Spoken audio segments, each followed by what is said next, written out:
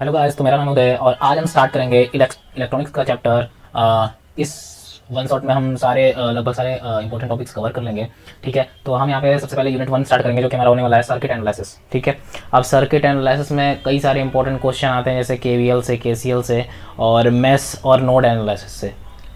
कभी कभी star and delta भी पूछ लेता है। तो ये सारे टॉपिक्स पे हम पहले इनके बारे में समझेंगे। उसके बाद इस पे कुछ इंपॉर्टेंट क्वेश्चन करेंगे, जो कि आपके एग्ज़ाम पॉइंट ऑफ व्यू से बहुत इंपॉर्टेंट होगा। ठीक है, और network, circuit, node and junction, circuit element, ये सारे के बारे में हम डेफिनेशन और ये सब होते क्या हैं, नोड क्या होता है, जंक्शन क्या होता है, सर्किट क्या होता है, नेटवर्क क्या होता है, इन सब के बारे में भी हम डिस्कस करेंगे। ये वन शॉट देखने के बाद आपको कोई भी और वीडियो देखने की ज़रूरत नहीं है। अच्छा, और इस सारे लेक्चर की वीडियो आपको डिस्क्रिप्शन में मिल जाएगा, और आप टेलीग्राम चैनल भी ज्वाइन कर सकते हैं। तो चलिए स्टार्ट करते हैं। जल्दी वहां से हटो। तो जैसा कि हमारे यूनिट का ही नाम है सर्किट एनालिसिस। अब देखो, सर्किट एनालिसिस में सबसे पहला वर्ड आता है सर्किट। तो अगर मैं पूछूँ एक सिंपल वर्ड में, तो सर्किट क्या है, तो सर्किट को हम सीधा बोल सकते हैं कि अगर हम सारे एलिमेंट को जोड़ करके एक क्लोज पाथ बना दे, तो वो मेरा क्या हो जाता है, सर्किट हो जाता है। तो वही यहाँ पे डेफिनेशन लिख रखी है कि एन इंटरकनेक्शन या फिर interconnecting of a electric element such that the close path is known as circuit. मतलब जैसे ये मैंने कुछ वायर्स लिए और यहाँ पर मैंने लगा दिया कुछ रजिस्टर, यहाँ पर मैंने लगा दिया एक रजिस्टर, ये लगा दिया। ठीक है, और इसी के आगे मैंने एक कैपेसिटर लगा दिया, और इसी के आगे एक मैंने इंडक्टर भी लगा दिया। अब देखो, यहाँ पर ये क्लोज पाथ नहीं बना रहा है। ये मेरा क्या हुआ, एक इलेक्ट्रिकल कंपोनेंट हुआ। ये भी मेरा क्या हुआ, एक इलेक्ट्रिकल कंपोनेंट हुआ। ये भी मेरा क्या हुआ, एक इलेक्ट्रिकल कंपोनेंट हुआ। लेकिन ये क्लोज पाथ अभी नहीं बना रहा है। जब तक मैं इस पूरे सर्किट को क्लोज ना कर दूं, तब तक ये क्लोज पाथ नहीं बनाएगा। तो अभी तक तो ये मेरा सर्किट नहीं है। लेकिन अगर मुझे इसको कंप्लीट करना है, तो मैं अगर यहाँ पे एक बैटरी लगा दूं, ये रहा मेरा पॉजिटिव, ये रहा नेगेटिव। अब इसको मैं कनेक्ट यहाँ से लेकर के यहाँ से कनेक्ट कर देता हूँ। ठीक है, तो ये जो पाथ बना रहा है पूरा, ये मेरा क्या हुआ, एक सर्किट हुआ। इसमें हमारे कंपोनेंट आ गए। ये मेरा क्या हुआ, इलेक्ट्रिकल कंपोनेंट हुआ, जैसा कि आप डेफिनेशन में देख पा रहे हैं। इंटरकनेक्टिंग, ये देखो एक दूसरे से क्या है, एक दूसरे से क्या है, इंटरकनेक्टेड है। क्या है, इलेक्ट्रिकल एलिमेंट। ये सारे क्या है, एलिमेंट ही तो है, इलेक्ट्रिकल के एलिमेंट है। ये सारे एक दूसरे से जब इंटरकनेक्ट होकर के एक क्लोज पाथ बनाते हैं, तो उसी को हम क्या बोलते हैं, एक सर्किट बोलते हैं। बस सर्किट हमारा समझ में आ गया, हमें सर्किट क्या होता है। अब मैं अगर मैं डायोड का एग्जांपल लेता हूं, तो यहाँ पे मैंने पॉजिटिव लिया, नेगेटिव लिया, यहाँ पे मैंने एक डायोड लगा दिया। ठीक है, और फिर यहाँ पे हमने कुछ की लगा दी, और इसको मैंने जस्ट ओपन किया है, इस की को अभी ऑन नहीं किया। तो ये एक तरीके से ओपन सर्किट का काम कर रहा है। जैसे ही इस की को हम ऑन करेंगे, ठीक है, जैसे इसको हम ऑन करेंगे, तो ये मेरा पूरा सर्किट एक क्लोज पाथ बनाएगा। तब हम बोलेंगे ये क्या है, सर्किट है, और ये क्लोज पाथ बना रहा है।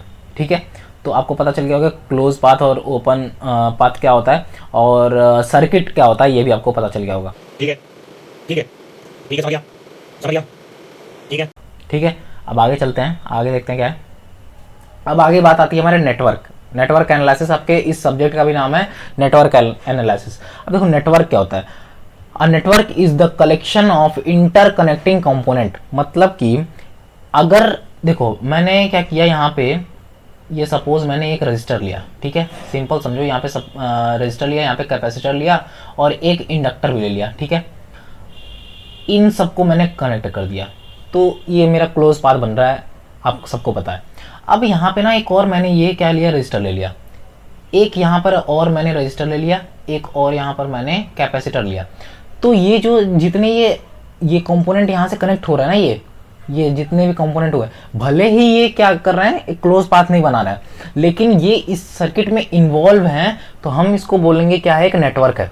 ठीक है, ये सारे ही किस में आएंगे, एक नेटवर्क में आएंगे। क्यों, क्योंकि ये सर्किट, ये जो पूरा सर्किट था मेरा, इससे क्या है, कनेक्टेड है। ये दोनों देखो, ये तीनों क्या है, इस सर्किट से कनेक्टेड है, तो हम बोलेंगे ये नेटवर्क है। बट ये सारे जो है ना, ये दोनों रेजिस्टेंस और ये कैपेसिटर, ये हमारा एक सर्किट क्लोज पाथ नहीं बना रहा है। ये तीनों को अगर मैं बोलूं तो ये तीनों क्लोज पाथ नहीं बना रहा है। बट अगर मैं इनकी बात करूं, इन तीनों की बात करूं, तो ये तीनों क्या बना रहे हैं, क्लोज पाथ बना रहे हैं। तो नेटवर्क क्या होता है कि जब भी हम इंटर कनेक्ट कर दें कई सारे कंपोनेंट को एक सर्किट से, तो वो जो फॉर्म बनती है उसको हम बोलेंगे क्या है, नेटवर्क है। अब सपोज यहाँ पर एक और एग्जांपल ले लेते हैं। मान लो ये मैंने एक रेजिस्टेंस लगा दिया, ये मैंने बैटरी लगा दी, ठीक है। अब इसको मैंने कर दिया कनेक्ट, ठीक है। अब यहीं पे आके एक और बढ़ा के मैंने ये दो और रजिस्टर लगा दिया, ठीक है। अब देखो ये तो हमारा क्लोज पाथ बन रहा है, क्लोज पाथ बन रहा होगा, देख रहे हो, ठीक है। तो ये हुआ एक सर्किट। अब यहीं पे मैंने इसको एक रेजिस्टेंस यहाँ पे कनेक्ट कर दिया, एक रेजिस्टेंस यहाँ पे कनेक्ट कर दिया, तो ये दोनों मेरे लिए क्या है, नेटवर्क का काम कर रहे हैं, ठीक है। तो हम बोलेंगे ये नेटवर्क भी है और एक ये इतना क्या है, एक सर्किट भी है, या फिर क्लोज पाथ भी बना रहा है, ठीक है। तो सर्किट और नेटवर्क के बारे में आपको समझ में आ गया होगा। अब बात करते हैं node and junction. Node and junction क्या, अ पॉइंट टू और more than two element are connected. देखो कितना इजी है, देखो। अब देखो मैंने यहाँ पे क्या कर रहा हूँ, ये मैंने एक रेजिस्टेंस लिया, ठीक है। अब इसको मैंने यहाँ पर बैटरी लगा करके मैंने कनेक्ट कर दिया, ठीक है, यहाँ पे कनेक्ट कर दिया।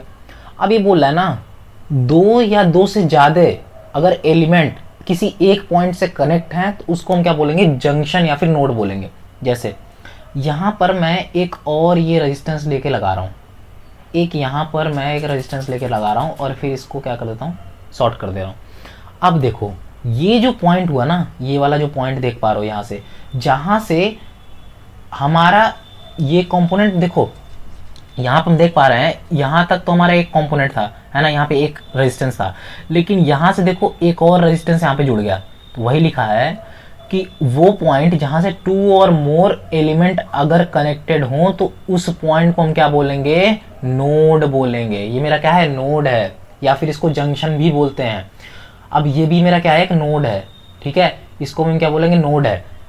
अब ऐसे ही मैं यहाँ पे एक कैपेसिटर लगा देता हूँ, ठीक है, फिर यहीं से मैं यहाँ पर एक इंडक्टर लगा देता हूँ, ठीक है। अब बताओ यहाँ पे नोड कौन कौन सा होगा, तो इसको भी हम बोलेंगे नोड है, इसको भी हम बोलेंगे नोड है, ये भी हम बोलेंगे नोड है। तो ये सारे ही क्या है, नोड है, ये भी मेरा नोड है। तो हम देख पा रहे हैं कि ये सारे जहाँ से हमारे एक से ज़्यादा एलिमेंट अगर कनेक्ट हो रहे हैं तो हम उस पॉइंट को बोलेंगे नोड है, ठीक है। समझ में आ गया। तो नोड और जंक्शन के बारे में भी आपको समझ में आ गया। आगे चलते हैं, आगे चलते हैं। अब देखते हैं सर्किट एलिमेंट क्या होता है। सर्किट के बारे में तो हमें पता चल गया, ठीक है। जब भी हमारा कोई मतलब कि पूरा क्लोज पाथ बना है और उसमें क्या हो, इलेक्ट्रिकल कंपोनेंट कनेक्टेड हो, तो हम बोलेंगे वो सर्किट है। अब देखो सर्किट एलिमेंट क्या होता है, जिससे मिल करके हमारा सर्किट डिज़ाइन होता है। सर्किट एलिमेंट क्या होता है, जिससे मिल करके हमारा सर्किट डिज़ाइन हो, उसको हम क्या बोलेंगे, सर्किट एलिमेंट है। अब देखो सर्किट हमारा कैसे कैसे डिजाइन हो सकता है। हम बैटरी लगाते हैं, की लगाते हैं, रेजिस्टेंस लगाते हैं, इंडक्टर लगाते हैं, कैपेसिटर लगाते हैं, हम उधर अगर बात करें तो सेमीकंडक्टर लगा देते हैं, ठीक है। पीएन जंक्शन जब हम एक्सपेरिमेंट करते हैं, जेनर डायोड लगा देते हैं, ठीक है। गेट की बात करें तो लॉजिक गेट की बात करें तो वहाँ पर भी हम आईसी लगाते हैं। तो इस तरीके से हमारा क्या होता है, सर्किट ये एलिमेंट होते हैं और ये जब कनेक्ट हो जाते हैं हमारा सर्किट बनता है। तो वही लिखा है, those which are constitute a circuit.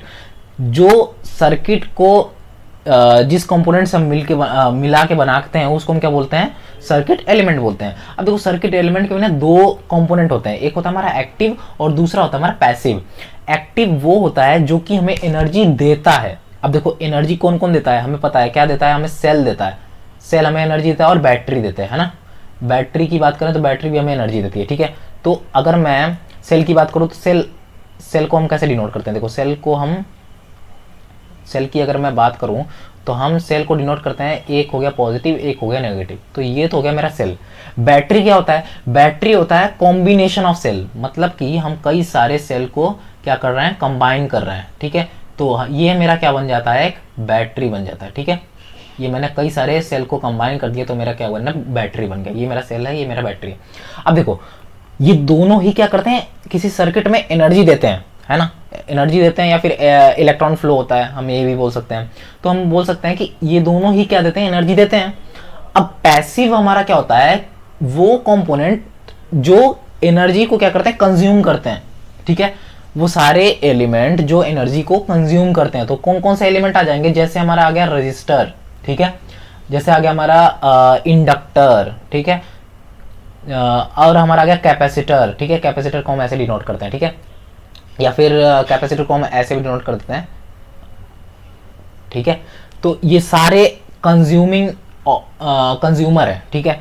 ये मेरा क्या करता है, ये एक्टिव हमारा क्या करता है, एनर्जी को देता है। कंज्यूमर क्या करता है, मतलब कि पैसिव क्या करता है, एनर्जी को कंज्यूम करता है, ठीक है।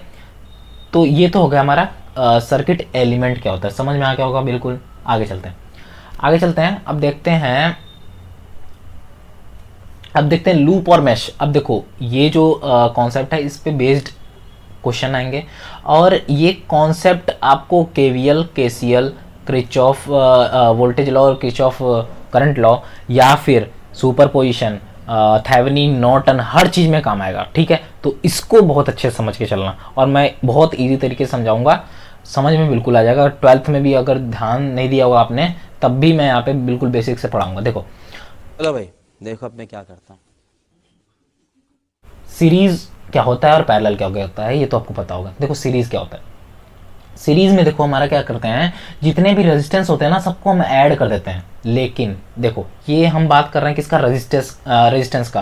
कैपेसिटर में बिल्कुल उल्टा हो जाता है, दोनों का उल्टा हो जाता है, मतलब कि सीरीज हमारा पैरेलल बन जाता है और पैरेलल हमारा सीरीज हो जाता है। जो मतलब समझ नहीं आया होगा, मैं बोलता हूँ। देखो सीरीज, यहाँ पे जो सीरीज का फॉर्मूला है, R equivalent equals to R1 plus R2 plus R3 और अप टू Rn।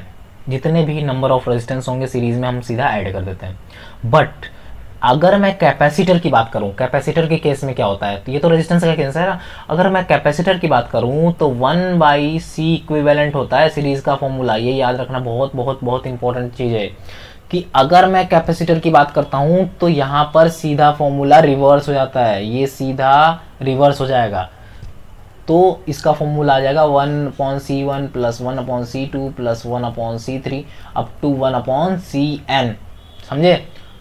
पैरेलल के केस में रेजिस्टेंस का फॉर्मूला ये होता है, ठीक है, इक्विवेलेंट रेजिस्टेंस का। बट पैरेलल में कैपेसिटर का फॉर्मूला क्या होता है, C equivalent equals to C1 plus C2 plus C3। तो देख पा रहे हो यहाँ से बिल्कुल रिवर्स है, इसका रेजिस्टेंस का बिल्कुल रिवर्स है कैपेसिटर। तो ये आपको ध्यान में रख के चलना है, ठीक है। तो ये फॉर्मूला आपने 12th में भी पढ़ रखा होगा, ठीक है, लेकिन मैंने फिर भी बता दिया। तो ये नोट डाल करके आप लिख सकते हो फॉर्मूला। तो सीरीज का फॉर्मूला आपको पता होगा क्या होता है, R equivalent equals to R1 plus R2 plus R3 up to Rn। जितने भी नंबर ऑफ रेजिस्टेंस होंगे हम सीधा क्या करते जाएंगे, ऐड करते जाएंगे, ठीक है। अब हम बात करते हैं पैरेलल में। पैरेलल की बात करेंगे तो R equivalent equals to 1/R1 plus 1/R2 up to Rn।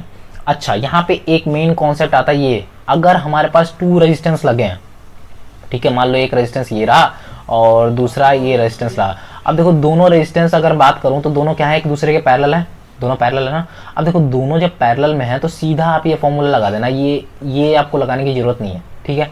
सीधा आप ये वाला फॉर्मूला यूज कर सकते हो, क्या होता है R2 मल्टीप्लाई R1 अपॉन में R1 प्लस R2, ठीक है। ये फॉर्मूला यहीं से निकला है। अगर आप इसको सॉल्व करोगे ना, R equivalent equals to 1/R1 plus 1/R2, तो ये यहाँ से सॉल्व होकर के यही सीधा आएगा, ठीक है। तो ये आपको फॉर्मूला याद रखना है, ठीक है। अब चलते हैं इस पर एक थोड़ा क्वेश्चन कर लेते हैं, ताकि मतलब आपको पुराना कॉन्सेप्ट भी याद आ जाए, ठीक है। तो चलो स्टार्ट करते हैं। अब पहले तो सीरीज़ की बात करते हैं। देखो सीरीज़ तो सिंपल है।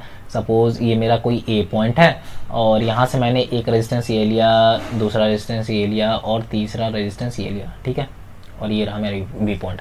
अब मैं बोलूँ कि find resistance equivalent resistance point A and B, ठीक है। इक्विवेलेंस रेजिस्टेंस इनका निकालना है, जिसमें रेजिस्टेंस की वैल्यू है 2 ओम, 3 ओम और 4 ओम। अब ये तो बच्चों वाला सवाल है बिल्कुल, सीधा आप क्या करोगे, इक्विवेलेंट इनका निकाल दोगे। अब देखो एक और कॉन्सेप्ट देखो, यहाँ पर एक मैं पैरेलल का भी ले लेता हूँ, ठीक है, दोनों बता देता हूँ, आपको दोनों समझ में आ जाएगा। देखो ये रहा पैरेलल, ठीक है, पैरेलल।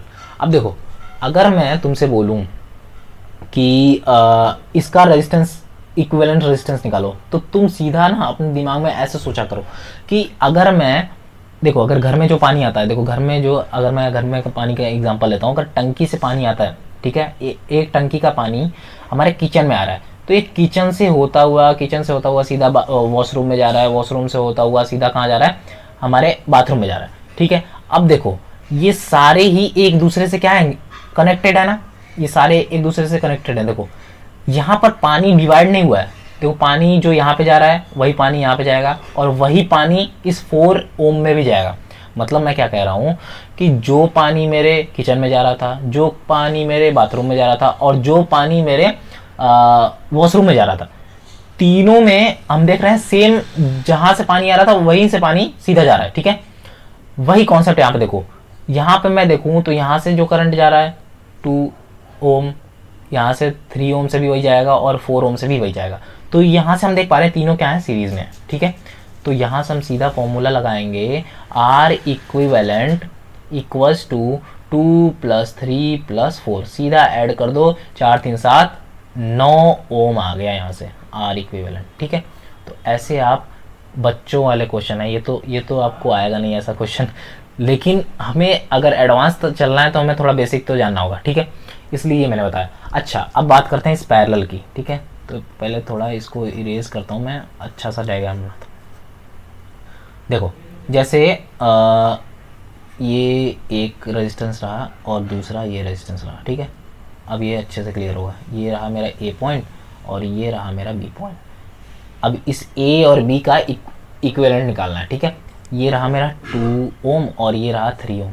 अब देखो यहाँ पे देखते हैं, देखो यहाँ पे अगर मैं वही पानी वाला एग्जांपल लेते हैं, अगर यहाँ पे मैं देख पा रहा हूँ तो यहाँ पर सेम टंकी से तो पानी आ रहा था, अब देखो यहाँ से पानी हो गया डिवाइड, एक जा रहा है दूसरे कमरे के बाथरूम में और दूसरा जा रहा है दूसरे कमरे के बाथरूम में। तो यहाँ पे जहाँ भी ये पानी डिवाइड हुआ ना, जैसे ही पानी यहाँ पे डिवाइड हुआ तो तुरंत आपके दिमाग में कॉन्सेप्ट आ जाना चाहिए, यहाँ पे तो भाई पैरेलल लगेगा, ठीक है। जैसे ही डिवाइड हुआ वैसे ही आपके दिमाग में ये बात आनी चाहिए कि यहाँ पे क्या लगेगा, पैरेलल वाला कॉन्सेप्ट लगेगा, ठीक है। अब कैसे लगेगा, सिंपल फॉर्मूला आर इक्विवेलेंट वाला, लेकिन यहाँ पे 2 रेजिस्टेंस है तो हम ये सीधा फॉर्मूला यहाँ पे अप्लाई कर सकते हैं, तो ये हमें निकालने की जरूरत नहीं पड़ेगी। तो सीधा मैं यहाँ पे अप्लाई कर रहा हूँ, आर इक्विवेलेंट इक्वल्स टू, यहाँ पे R2 और R1 किसी को भी ले सकते हो, तो यहाँ पे मैंने R2 मान लो इसको ले लिया और R1 इसको ले लिया, तो R2 2 × 3 अपॉन में R1 + R2 यानी कि 3 + 2। तो यहाँ से हमने देख पा रहे हैं 3 2 6 और 3 2 5, ये आ गया मेरा आर इक्विवेलेंट, ठीक है।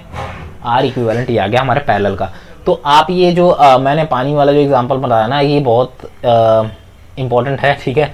और ये आपको केवीएल और केसीएल में भी जब मैं पढ़ाऊंगा वो, तो वहाँ पे भी यूज़ होगा, ठीक है, वहाँ पे और अच्छी तरीके से यूज़ होगा, ठीक है।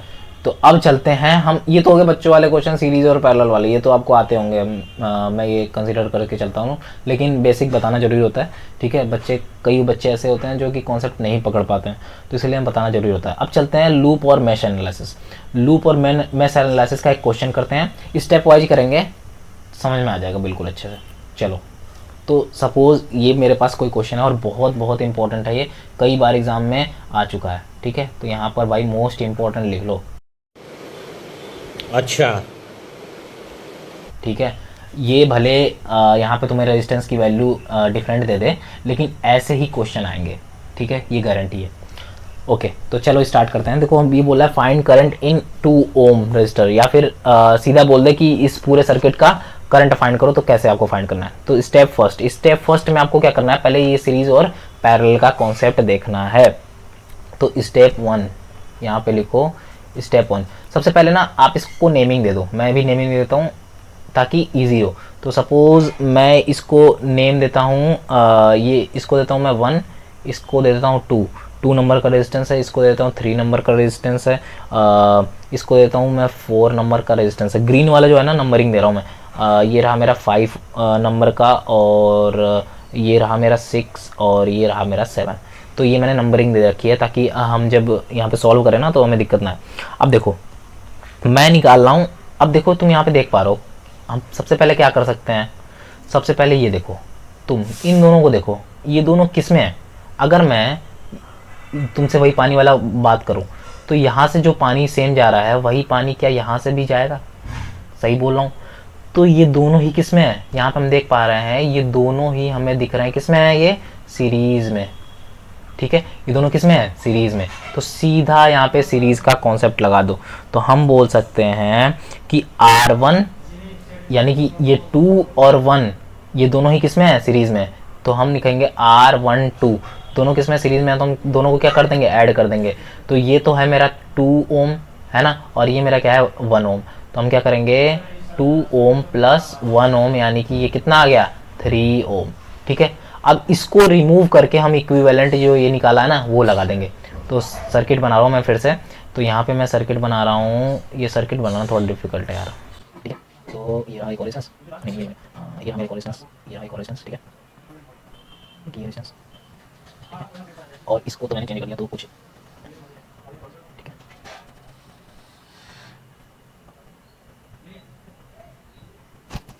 ये मेरा कितना था 12 वोल्ट, ये मेरा था 4 ओम। ठीक है, ये था 3 ओम, ये था मेरा 4 ओम का, और ये था मेरा 6 ओम का। यहाँ पे रेजिस्टेंस लगा था, यहाँ पे रेजिस्टेंस लगा था। ये मेरा कितना का, ये मेरा 4 ओम का। ठीक है, अच्छा अब देखो मैंने क्या किया, ये सर्किट बना लिया मैंने। ठीक है, अब हमें क्या करना है, देखो मैंने क्या बोला, ये हम ये दोनों मेरा किस में था, सीरीज में था। ये दोनों देख पा रहे हो 2 ओम और ये 1 ओम, ये दोनों किस में था, सीरीज में था। तो इन दोनों की जगह हमने क्या लिख दिया, इक्विवेलेंट हमने 1 2 का निकाल दिया, कितना आया था 3 ओम। तो हम यहाँ पे क्या लिख देंगे 3 ओम।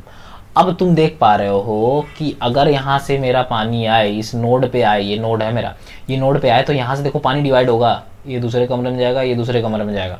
अब भाई दूसरे कमरे में जा रहा है तो ये दोनों किस में हैं, पैरेलल में। देख पा रहे हो ये दोनों किस में हैं, पैरेलल में। तो सीधा हम यहाँ पे क्या करेंगे, पैरेलल का कॉन्सेप्ट लगाएंगे।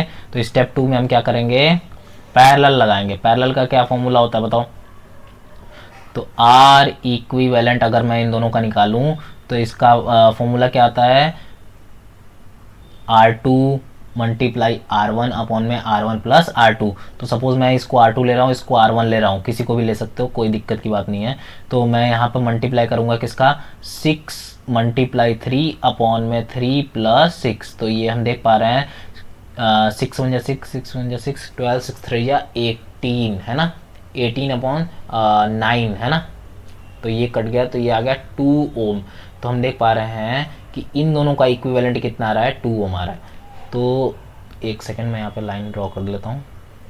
ठीक है, तो आप देख पा रहे हो यहाँ पे कितना आ रहा है, 2 ओम आ रहा है। इन दोनों का इक्विवेलेंट, इन दोनों का इक्विवेलेंट कितना आ रहा है, 2 ओम। तो इन दोनों को हटा करके मैं 2 ओम का एक रेजिस्टेंस लगा दूंगा यहाँ पे। तो फिर से डायग्राम बनाते हैं, डायग्राम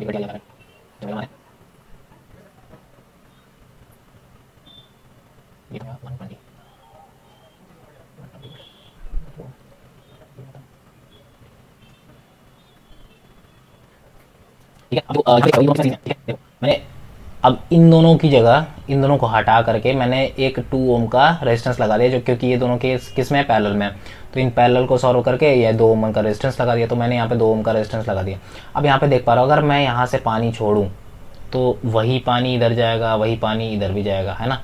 तो हम देख पा रहे हैं ये दोनों किस में हैं, सीरीज में। तो ये दोनों किस में हैं, सीरीज में। ठीक है, ये किस में था, पैरेलल में। ये किस में था, सीरीज में। और ये भी किस में है, सीरीज में। तो सीरीज में है तो हम क्या करेंगे, सीधा ऐड कर देंगे। तो आर इक्विवेलेंट अगर मैं इसका निकालूं तो 2 ओम प्लस 4 ओम कितना हो गया, देखो और दोनों किस में है, सीरीज में है। तो हम सीरीज में है तो हम सीधा क्या कर देंगे, ऐड कर देंगे, यानी कि ये क्या आ जाएगा 6 ओम। अब देखो 6 ओम आ जाएगा। अब सीधा हम क्या करेंगे, अब हम करेंगे 4th स्टेप। हम करेंगे कौन सा स्टेप 3, स्टेप 3 करेंगे ना। स्टेप 3 फिर से डायग्राम बनाएंगे। तो फिर से डायग्राम बना लेते हैं पहले। तो ये रहा मेरा डायग्राम।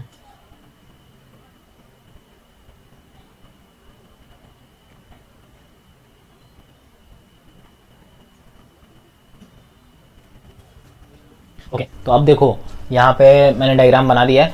अब सिंपल सेम देख पा रहे हो यहाँ से कि ये नोड से करंट या फिर जो भी हमने वोल्टेज लगाया वो डिवाइड होगा। ठीक है, अगर मैं यहाँ से पानी को फ्लो कराऊँ तो यहाँ से पानी डिवाइड होगा, यहाँ पे अलग जाएगा और यहाँ पे अलग जाएगा। तो हम यहाँ से बोल सकते हैं दोनों किस में है, पैरेलल में है। तो पैरेलल में है तो सीधा हम पैरेलल का कॉन्सेप्ट अपनाएंगे, ठीक है। पैरेलल में है तो ये सीधा कॉन्सेप्ट पैरेलल का लगाएंगे। तो आर इक्विवेलेंट अगर मैं यहाँ पे निकालूँ तो क्या आएगा, किसी को भी आप R1 ले लो और किसी को भी R2 ले लो, तो हम सीधा वही फॉर्मूला लगा देंगे, R2 मल्टीप्लाई R1 अपॉन में R1 प्लस R2। तो R2 सपोज मैं 6 को ले रहा हूँ तो 6 मल्टीप्लाई 3 अपॉन में 3 प्लस 6। तो यहाँ पे हम देख पा रहे हैं 18 अपॉन में ये कितना आ जाएगा 9। तो यहाँ से हम देख रहे हैं कि 2 ओम यहाँ से रेजिस्टेंस की वैल्यू आ रही है, ठीक है, इक्विवेलेंट की। अब सिंपल सेम वही हम स्टेप 4 लेंगे। स्टेप 4 क्योंकि हमें करंट निकालना है ना, तो करंट निकालना है तो हमें पूरा इसको सिंप्लीफाई करना होगा। तो करंट निकालना है तो अब हम सीधा लास्ट स्टेज पे पहुंच गए हैं, ठीक है। इसको अब हमने कुछ ऐसा बना दिया, ठीक है। अब देखो ये तो आ गया मेरा 2 ओम, ये हो गया मेरा 4 ओम, ये भी क्या है 4 ओम है, और ये 120 वोल्ट ये तो चल ही रहा है। अब देखो यहाँ पे मैंने इस पूरे कॉम्प्लिकेटेड सर्किट को यहाँ पे देख पा रहे हो, इस पूरे कॉम्प्लिकेटेड सर्किट को हमने एक सिंप्लीफाई सर्किट में चेंज कर दिया। देखो कितना छोटा लग रहा है ये सर्किट, कितना छोटा लग रहा है एज कंपेयर टू दिस, ठीक है। तो हमने इस पूरे कॉम्प्लिकेटेड सर्किट को इजी बना दिया।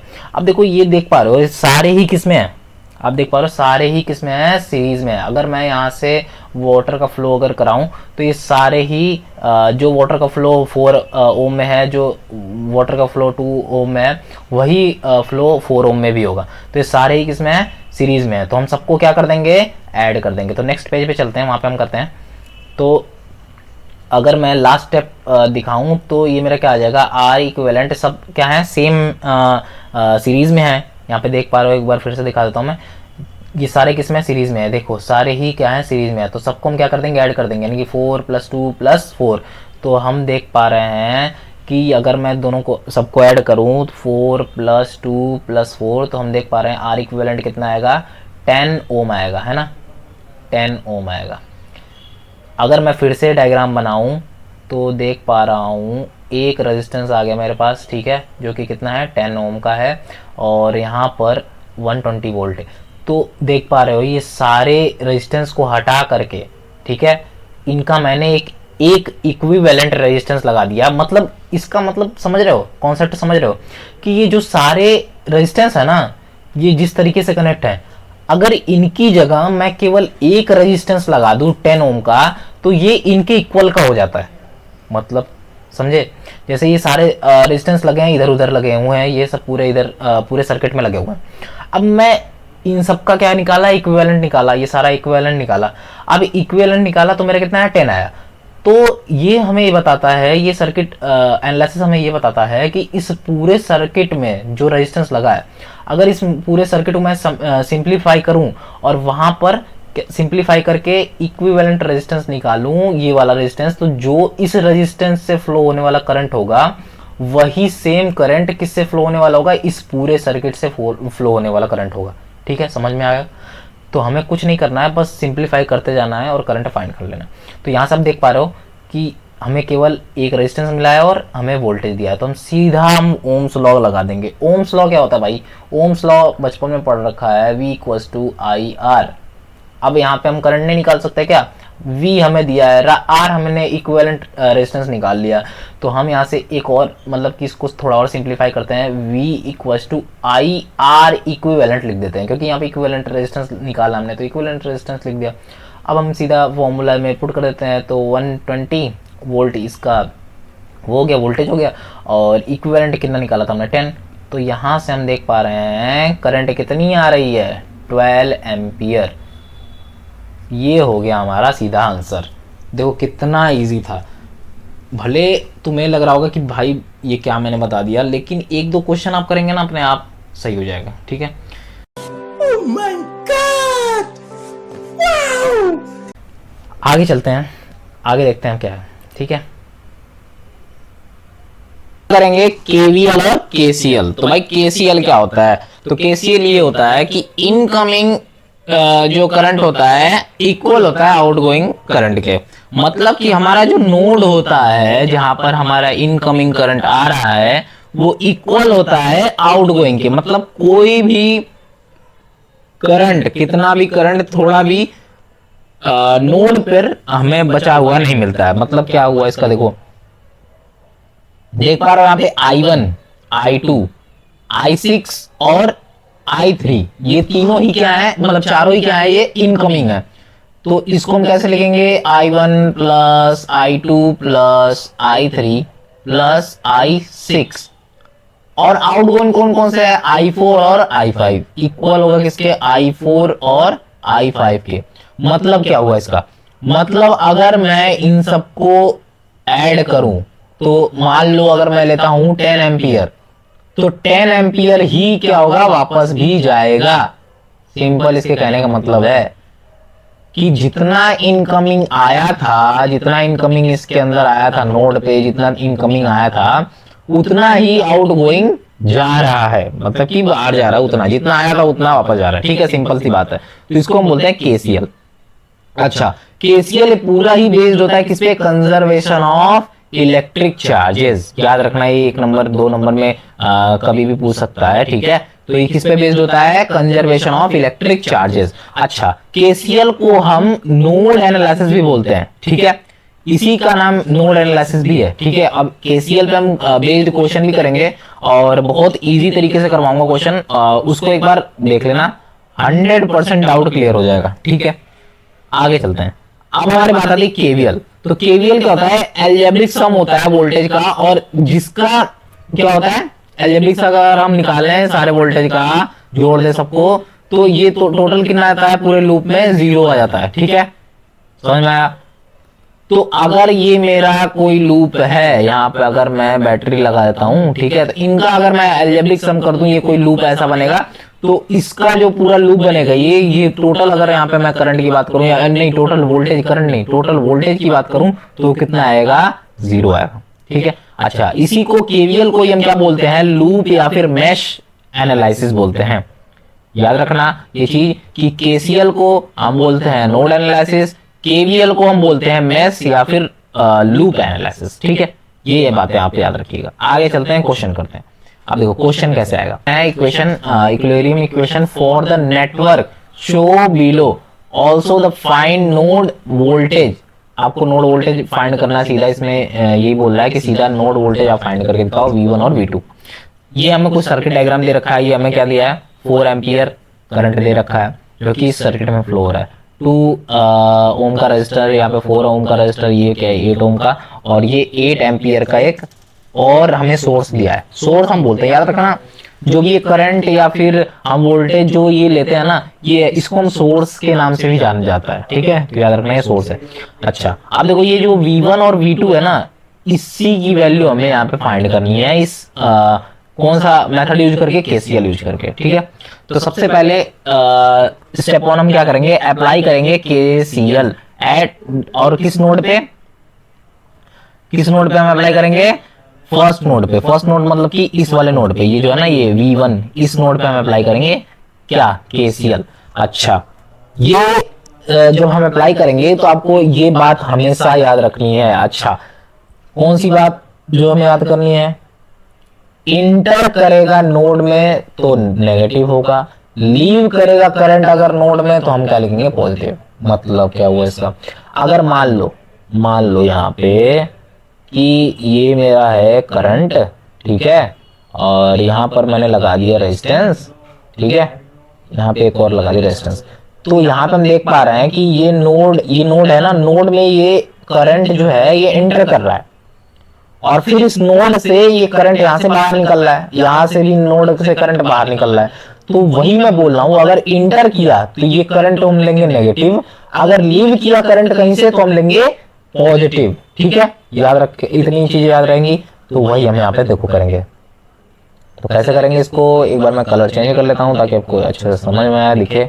तो यहाँ से सपोज मैं यहाँ पे कर रहा हूँ, I1 यहाँ पे क्या किया, एंटर किया करंट, यहाँ से I1 एंटर किया। अब ये मेरा क्या है, नोड है। अब इस नोड से हमारे करंट क्या बाहर जाएगा, यहाँ से I1 हमारा एंटर किया इस नोड में। अब जैसे ही एंटर किया तो यहाँ से क्या होगा, I1 मतलब कि I2 नाम का एक और दूसरा करंट यहाँ से बाहर जाएगा। ठीक है, नोड में I1 एंटर किया, I2 बाहर गया। ठीक है, अब देखो I2 जब यहाँ से बाहर गया तो इधर से क्या जाएगा, इधर से भी एक करंट बाहर निकलेगा जिसको हम बोलेंगे I3। सिंपल, बिल्कुल समझ में आ रहा है। सपोज यहाँ पे हमारा V1 था, V1 हमारा एक नोड है, उस नोड में I1 एंटर कर रहा है, I2 बाहर जा रहा है, यहाँ से I3 भी बाहर जा रहा है, ठीक है, इस नोड से। अब आगे चलते हैं। देखो ये पॉइंट अभी देख पा रहे हैं, यहाँ से हम देख पा रहे हैं, ये एक सेकंड यहाँ पे देखो, ये जो पूरा ये वाला जो है ना पार्ट, ये ग्राउंड से टच है, ये मतलब ग्राउंड है, ये ग्राउंड इसको बोलते हैं, ग्राउंड का मतलब होता है जीरो। तो यहाँ पर अगर मैं बात करूँ इस पॉइंट पे, तो V0 यहाँ पे भी वोल्टेज जीरो है और इस पॉइंट पे भी वोल्टेज जीरो है। जो ये हमारा पॉइंट आ रहा है ना यहाँ पे, तो इस पॉइंट पे भी मेरा वोल्टेज क्या है, जीरो है, ठीक है, ये भी याद रखना। अब सिंपल हम लिखेंगे इक्वेशन, ठीक है, तो इक्वेशन हमारी क्या निकलेगी, यहां से हम देखो ये वाला याद रखना, इंटर अगर करंट एंटर करेगा तो नोड, अगर नोड में करंट एंटर कर रहा है तो हम लेंगे नेगेटिव। तो यहाँ पर कौन एंटर कर रहा है, I1, तो हम लेंगे नेगेटिव ऑफ I1। अच्छा, जो लीव कर रहा है उसको हम लेंगे पॉजिटिव। लीव कौन कर रहा है, I2 लीव कर रहा है और I3 लीव कर रहा है, जो कि हम देख पा रहे हैं। तो यहाँ से हम लेंगे I2 लीव कर रहा है और I3 भी लीव कर रहा है। अब ये टोटल क्यों हो जाएगा जीरो, क्योंकि हमें पता है KCL में क्या कहता है, जीरो होता है, मतलब कि टोटल करंट अगर बात करें नोड पर तो हमारा कितना जीरो होता है, तो हमने यहाँ पे जीरो लिख दिया। अब हम सीधा लगाएंगे ओम्स लॉ, क्योंकि हमें वोल्टेज निकालना है, तो वोल्टेज फॉर्म में इसको चेंज कर देते हैं। तो ओम्स लॉ हमारा क्या होता है, I इक्वल, पहले तो जब V equal to I R, तो हम यहाँ से I की वैल्यू निकाल सकते हैं V अपॉन में R, ठीक है। तो जितने भी ये करंट हैं उनको हम V बाई R के फॉर्म में लिख देंगे, ठीक है, समझ में आया इतनी बात। तो हम इसको लिख देते हैं, सबसे पहले तो ये देखो, हमें ये हमें गिवन है ना, देखो I1, ये जो I1 है, यहाँ से हमारा 4 एम्पियर फ्लो हो रहा है ना, I1 यही तो हमारा फ्लो हो रहा है 4 एम्पियर। तो यहाँ से हम लिखेंगे नेगेटिव ऑफ 4 एम्पियर, ठीक है। तो 4 एम्पियर लिखने की जरूरत नहीं, बाद में लिख देंगे नेगेटिव ऑफ 4। अब देखो ये I2, देखो I2, तो I2 की अगर मैं बात करूं तो I2 कहां से कहां फ्लो कर रहा है, I2 इधर से जा रहा है ना, ये 4 के अलोंग मतलब कि फ्लो कर रहा है। I2 की बात करूं तो ये देखो यहाँ भी I2 ही होगा, इस नोड में अगर जब एंटर करेगा तो यहाँ पे भी I2 ही होगा, ठीक है। तो देखो यहाँ पे देख पा रहे हो कि I2 इस 4 ओम के अलोंग जा रहा है और V2 में जा रहा है। तो अगर मुझे इस V के अलोंग लिखना होगा तो हम क्या लिखेंगे, V1 माइनस V2 अपॉन में R मेरा क्या है 4। कैसे लिखा मैंने, देखो I2 को मुझे किस फॉर्म में लिखना है, V बाई R के फॉर्म में लिखना है।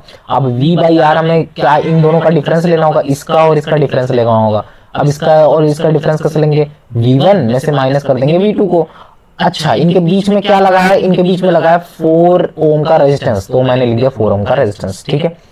प्लस फिर से, अब देखो I3, अब I3 के अलोंग देखो, I3 के अलोंग ये देखो, ये V1 है और डिफरेंस किसका आएगा, V0 का। तो हम क्या लिखेंगे, V1 माइनस V0, और इनके बीच में कौन सा रेजिस्टेंस लगा है, तो हम लिखेंगे इनके बीच में लगा है 2 ओम का रेजिस्टेंस। अब इसको इक्वेट कर दो 0 के, ठीक है, सिंपल, बिल्कुल सिंपल। अब यहाँ से हम देख पा रहे हैं ये V0 तो हमारा क्या है, ये V0 हमारा क्या है, 0 ही तो है, ये V0 हमारा 0 है, तो यहाँ पे हम क्या ले लेंगे, 0 ले लेंगे, ठीक है। तो पहले तो इसको हम थोड़ा ओपन करके लिख देते हैं। तो यहाँ आएगा -4 प्लस V1 बाई 4, एक बार इसके साथ और एक बार ये, एक बार इसके साथ जाएगा, एक बार इसके साथ जाएगा, आपको ये पता होगा बेसिक चीजें। तो V2 बाई 4 प्लस यहाँ पर भी एक बार इसके साथ जाएगा और एक बार इसके साथ जाएगा। तो यहाँ पर हम क्या लेंगे, V1 by 2 minus V0 by 2 equals to 0। अब हमें पता है V0 तो मेरा क्या है, 0 है, क्योंकि ग्राउंड से टच है। यहाँ पे देख पा रहे हो V0 मेरा क्या है, 0, क्योंकि ग्राउंड से टच है। तो हम क्या लिख देंगे, हम यहाँ पर लिख देंगे, इसकी जगह हम क्या लिख देंगे, 0, ठीक है। तो हम लिख पा रहे हैं यहाँ पे -4। अच्छा, यहाँ पे देखो कॉमन मान सकता है क्या, देखो यहाँ से अगर मैं V1 और ये भी V1 है तो यहाँ से हम V1 को कॉमन ले सकते हैं। तो हम इसको कैसे लिख सकते हैं, -4, यहाँ से हम V1 को अगर कॉमन ले लें तो हमारे पास क्या बच के आ जाता है, 1/4 प्लस 1/2, ये बच के आएगा V1 की वैल्यू। यहाँ से अगर मैं कॉमन लूँ यहाँ से और यहाँ से, तो देख पा रहे हो कि हम यहाँ से 1/4 कॉमन ले लेंगे और यहाँ से वो प्लस 1/2। अच्छा, मेरे पास बच क्या गया, ये बच गया -V2/4। ये तो मेरा क्या हो गया, 0 हो गया, क्योंकि V0 ही मेरा क्या है, 0 है, ठीक है। इतना समझ में आया। अब इसको इक्वेट कर दूंगे 0 से, है ना। तो ये तो मेरा आ गया फर्स्ट इक्वेशन, ठीक है। अब इसी तरह हम लगाएंगे नोड 2 पे, यानी कि ये V2 पे हम लगाएंगे, ये जो है ना V2 यहाँ पे हम लगाएंगे नोड 2 पे जिसको बोल लेंगे। तो नोड 2 पे लगाते हैं, नेक्स्ट पेज पे चलते हैं। तो यहाँ पर पहले मैं कॉपी पेस्ट कर देता हूँ सेम सर्किट। तो सेम सर्किट है, देख पा रहे हो, ठीक है। एक मिनट वेट, चलो अब देखो यहाँ पर सेम वही लिख देते हैं। यहाँ पे हम लिए थे, अगर हम यहाँ पे लिखते हैं, यहाँ पे तो हमारा था I1, यहाँ से हमारा गया था क्या I2, यहाँ से मेरा गया था I3। अच्छा, अगर मैं इस नोड 2 पे लगाता हूँ, यानी कि V2 पे लगाता हूँ, तो यहाँ से सिंपल मेरा I2 तो सेम ही जाएगा, जो ये I2 इस पे फ्लो कर रहा है 4 ओम पे, वही हमारा यहाँ पे भी जाएगा, इस नोड में भी जाएगा। अच्छा, यहाँ से लीव क्या करेगा, यहाँ से देखो ये हमारा I2, ये I3 हो गया, ये मेरा हो गया I4, ठीक है। या फिर इसको ले लेते हैं I5, ठीक है, इसको ले लेते हैं I5। और ये देखो ये एंटर कर रहा है इसमें, ये देखो इसका नॉब किधर है, ऊपर की साइड है ना, तो ये एंटर कर रहा है। तो इधर से हम ले लेंगे I4, ठीक है। इतना समझ में आया। मैंने क्या किया, जिधर से एंटर कर रहा है, देखो अगर इसकी एरो नीचे की साइड होती तब तो हम इसको बाहर की साइड लिखते हैं, इसका एरो इधर बनता, लेकिन ये इसकी एरो किधर है, ऊपर की साइड है। तो इधर से हम बोलेंगे कि इधर I4 भी एंटर कर रहा है और इधर से I1 एंटर कर रहा है। तो देखो यहाँ से ये भी एंटर कर रहा है इस नोड पे, यहाँ पे I2 भी एंटर कर रहा है इस नोड पे। लीव कौन कर रहा है, ये I5 लीव कर रहा है, ठीक है। यहाँ पे देखो I5 लीव कर रहा है, ये मेरा तो था V0 और ये भी मेरा था क्या V0। यहाँ पे हमने क्या लगाया, नोड 2 पे लगाया ना, ये लगाया हमने नोड 2 पे, ठीक है। KCL केस के लगाया नोड 2 पे। अब देखो सिंपल, इसमें भी वही इक्वेशन बनाओ पहले। तो देखो जो, अगर मैं इतने की बात करूं, हाँ जैसे यहाँ पे हमने लगाया था, इस वाले में लगाया था पिछले में, तो इस बार हम लगाएंगे इसमें। तो एंटर कौन कर रहा है, सिंपल वही कॉन्सेप्ट अपनाओ। देखो जो एंटर करेगा उसको लेंगे नेगेटिव, जो लीव करेगा उसको लेंगे पॉजिटिव। तो देखो एंटर कौन कौन कर रहा है, तो एंटर कर रहा है I2 और I4। तो हम लिखेंगे I4 प्लस I2 और लीव नहीं, नेगेटिव आएगा ना, negative I4 negative I2 plus I5, है ना। जो एंटर करेगा उसको लिखेंगे हम क्या, नेगेटिव, जो लीव करेगा उसको हम लिखेंगे पॉजिटिव, ठीक है। इतना समझ में आया। अब देखो क्या होगा, अब हम सीधा वैल्यू पुट करते हैं। देखो I4 की तो वैल्यू यहाँ पे दे रखी है 8 एम्पियर, तो यहाँ पे हो गया हमारा 8 एम्पियर। अब इसको हम सीधा वही ओम्स लॉ लगाएंगे, V/R की फॉर्म में लिखेंगे। तो I इक्वल टू हमारा क्या होता है, V/R, यही होता है। तो इसकी फॉर्म हम लिख देते हैं। तो अगर मैं I2 को देखूं तो सिंपल वही जो इक्वेशन सेम आई थी वही लिखेंगे। I2 के अलॉन्ग कौन कौन सा था, V1 और V2, तो वही लिखो यहाँ पे minus V1 minus V2 upon में क्या आएगा 4, ठीक है। ये हो गया प्लस, अब I5 देखो, I5 ये I5 इसके अलॉन्ग जा रहा है ना, तो यहाँ से हम क्या लिखेंगे, V2 माइनस V0 अपॉन में 8, यहाँ पे 8 एम्पियर मतलब 8 ओम है, तो यहाँ पे हमने लिख दिया 8। अब इक्वल्स टू कर दो 0।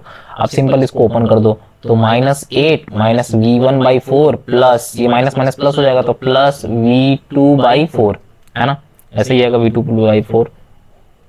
अब यहाँ पे देख पा रहे हो, अगर मैं इसको थोड़ा और सॉल्व करूँ तो ये क्या आएगा, V2/8 माइनस V0/8। अब हमें ये पता है ये तो 0 हो गया क्योंकि हमारा ग्राउंड से टच था, तो ये तो हमारा होगा 0। यहाँ से हम कॉमन ले सकते हैं V2 में से, हाँ। तो यहाँ से अगर मैं कॉमन ले लूँ तो यहाँ पे एक पहले लाइन ड्रॉ कर देते हैं, ये मैंने लाइन ड्रॉ कर दिया, ठीक है। अब चलते हैं थोड़ा आगे। देखो यहाँ से अगर मैं -8 ये आ गया और माइनस V1/4, यहाँ से अगर मैं V2 को कॉमन लूँ तो कितना आया, प्लस का ये आ गया V2, कॉमन क्या आ गया मेरे पास 1/4 प्लस 1/8, ठीक है, कुछ ऐसा आ गया, इक्वल्स टू 0, ठीक है।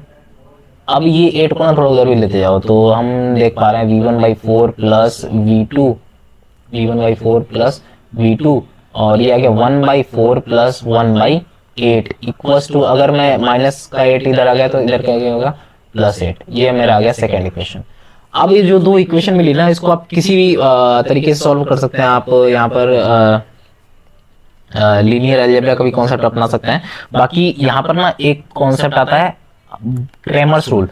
अब देखो जैसे ये तो मेरा एक इक्वेशन ये आई, और दूसरी इक्वेशन क्या थी दिखाता हूँ मैं अभी आपको। दूसरी इक्वेशन आई थी ये, ठीक है। इन दोनों इक्वेशन को ना मुझे सॉल्व करना है। अब आप कैसे भी सॉल्व कर सकते हैं, आपने 10th में भी दो इक्वेशन को सॉल्व किया होगा, तो यहाँ पर भी ऐसे सॉल्व कर सकते हैं। लेकिन यहाँ पे एक और मेथड आता है क्रैमर्स का, ठीक है। क्रैमर्स एक रूल होता है, मैट्रिक्स फॉर्म में हमें इसको सॉल्व करना होता है, तो क्रैमर्स का एक रूल होता है, ठीक है। क्रैमर्स रूल, अच्छा ये क्रैमर्स रूल क्या होता है? क्रैमर्स रूल में आपको v1 equals to del one upon में डेल निकालना होता है, और v2 निकालना होगा तो क्या निकालेंगे, डेल टू अपॉन में डेल।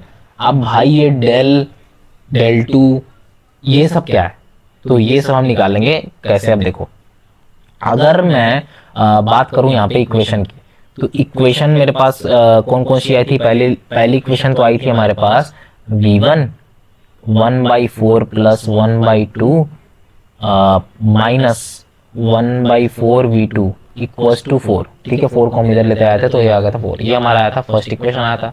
सेकंड इक्वेशन क्या आया था? देखो सेकंड इक्वेशन आया था हमारा, सेकंड इक्वेशन आया था कुछ v2, हाँ v2 करके आया था, ये तो रहा सेकंड इक्वेशन, ये रहा सेकंड इक्वेशन है minus v1/4 plus v2 1/4 plus 1/8 equals to 8, ठीक है।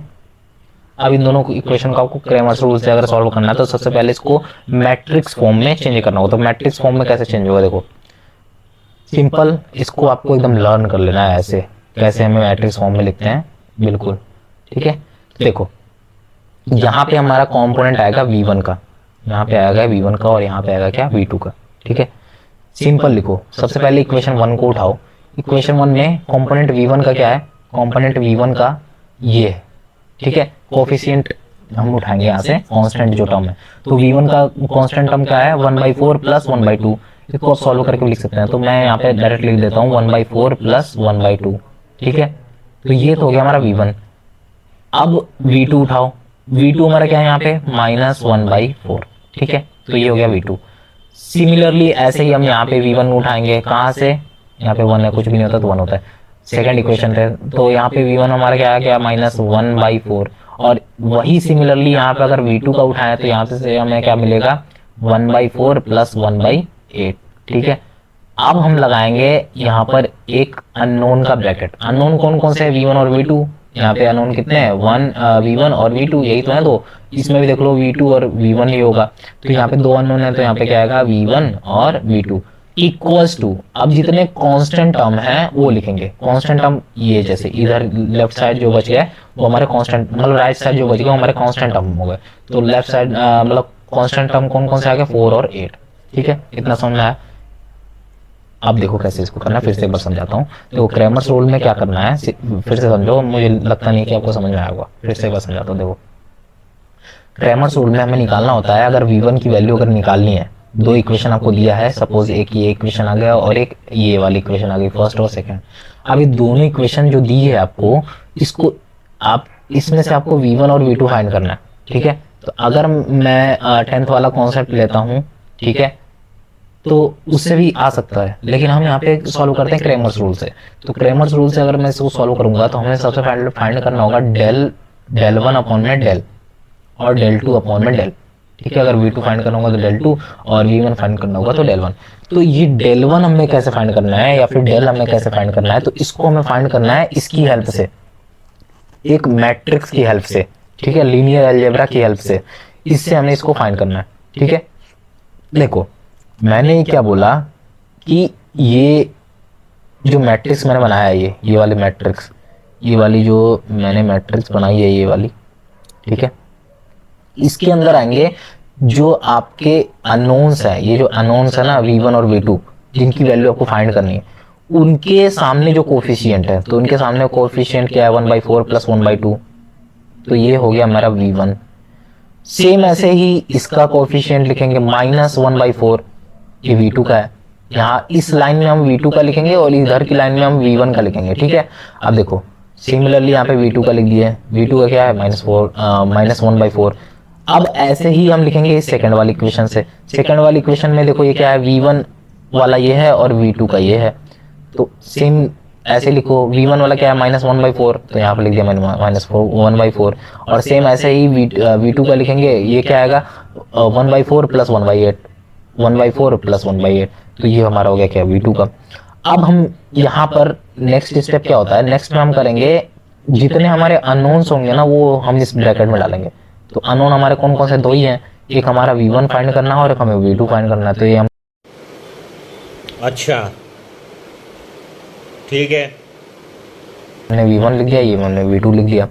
इक्वल टू कर देंगे जितने कांस्टेंट है, जितने कांस्टेंट का मतलब है जो हमारे लेफ्ट साइड मतलब कि राइट साइड में होते हैं, जितने हमारे राइट साइड में जो हमारे कोएफिशिएंट बच जाते हैं, कांस्टेंट बच जाते हैं, वो हमें एक ब्रैकेट में डालना होता है। तो इसमें हमने डाल दिया कांस्टेंट टर्म। अब इसको हमें करना है सॉल्व। तो भाई सॉल्व कैसे होगा, देखो कैसे सॉल्व होगा। सिंपल डिटरमिनेंट बनाओ एक। सबसे पहले तो हमें क्या करना है, डेल फाइंड करना ना, क्योंकि हमें हमारा मोटिव है del1 निकालना और डेल निकालना, ये हमारा मोटिव है। और v2 अगर निकालना है तो हमें निकालना होगा del2 अपॉन में डेल, ये निकालना है। तो सबसे पहले निकालते हैं हम डेल, क्योंकि दोनों में डेल आ रहा है। तो डेल कैसे निकलेगा भाई, तो डेल निकालना है तो हम सीधा लगा देंगे डिटरमिनेंट वाला फॉर्मूला। डिटरमिनेंट वाला फॉर्मूला क्या, तो 1/4 + 1/2 है ना, ये था। और ये आया था कुछ 1/4, और ये आया था -1/4, ये भी आया था।